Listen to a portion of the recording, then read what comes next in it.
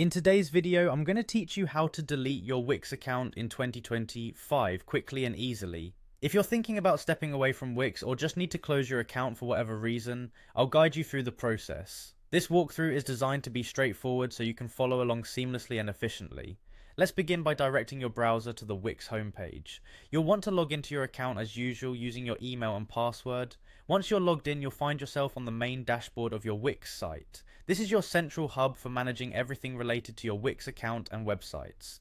Next, look to the top right corner of the page where you'll see your profile icon. This is where you access personal settings and manage account details. Go ahead and click on your profile icon. Doing this will reveal a drop-down menu featuring various options related to your account. From the drop-down menu, select Account Settings. This will redirect you to the settings page where you'll find all the configurations related to your account, everything from billing to personal information.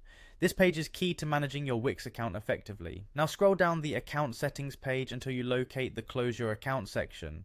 It might not be immediately visible, so take your time to scan the page until you find it. Once you've found the close your account option, click on it. After clicking, Wix will likely prompt you with a confirmation message or perhaps even a questionnaire. This is their way of ensuring that closing your account is indeed your intended action. They might ask for feedback on why you're closing the account just so they can improve their services. Feel free to provide as much or as little information as you like. It's important to note that closing your Wix account is a permanent action, meaning that once it's done, it's irreversible. Be sure to back up any important data or information you may need from your websites before proceeding with the closure. This includes downloading files, saving your contacts, and making sure you've cancelled any active subscriptions associated with your account. These steps will guide you through permanently deleting your Wix account. It's a relatively simple process once you know where to go.